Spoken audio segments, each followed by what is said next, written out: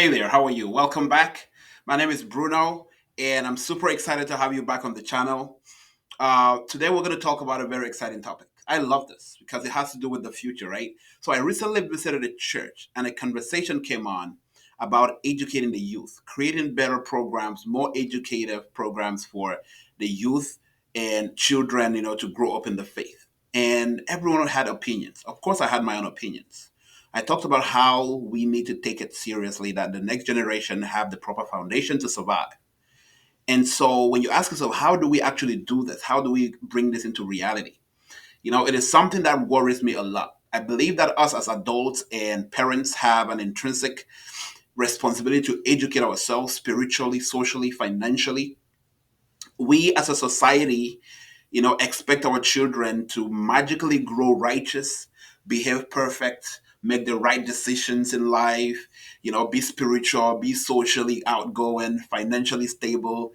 We have a big vision for them, but most of us parents and adults are not willing to, go out of our comfort zone to learn new things, educate them, equip them on how they can deal with the criticism, the betrayal, the obstacles, the, the negativity that the world holds for them, because that's the reality.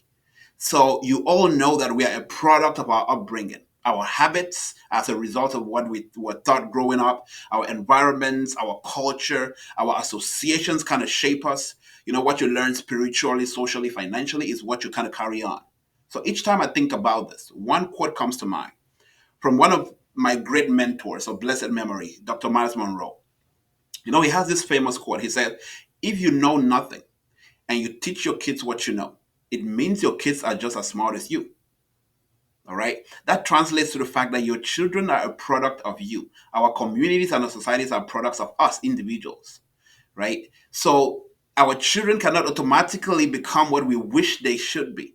If you are not spiritually strong, your children will, of course, not be spiritually strong because they're going to mimic exactly what you're doing. If you're not updated socially, everything is happening on the internet, social media. If you're not exposed to all this information so you can teach and guide your kids, they are going to be led astray either by friends or by this or by society. If you are not financially savvy, you're not financially educated, you don't understand assets and liabilities. You don't know how and where to save money. You don't understand compounding and the rule of 72 and savings and credit cards and retirement. You don't understand all these things. How do you then expect your children to know all of this?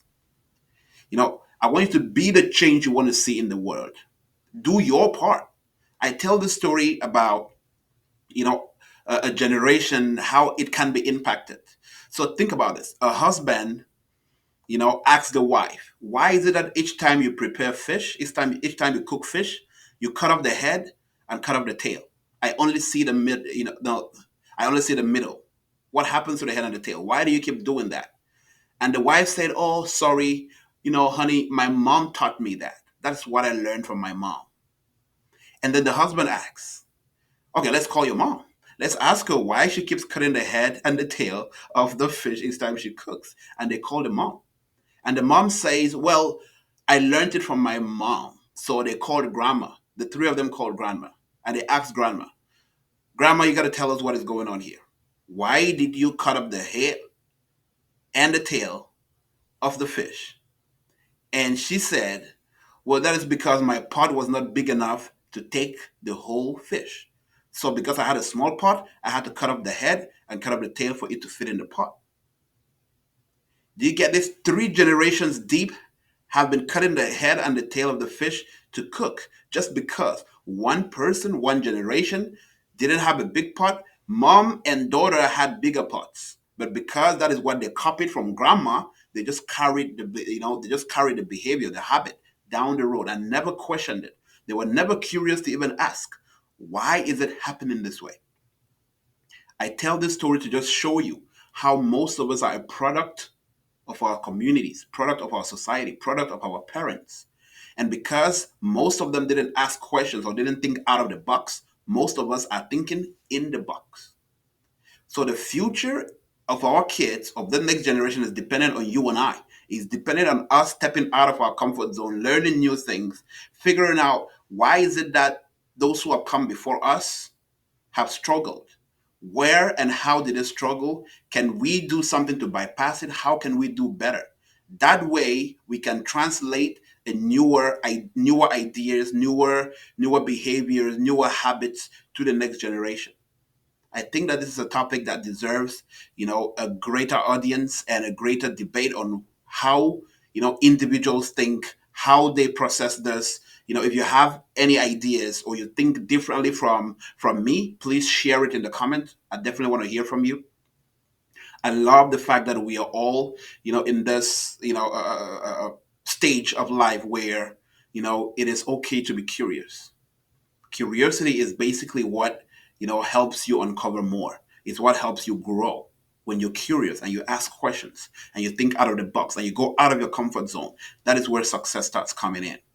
So I do know that the future of the next generation is only be in good hands or is intact if you and I start taking action.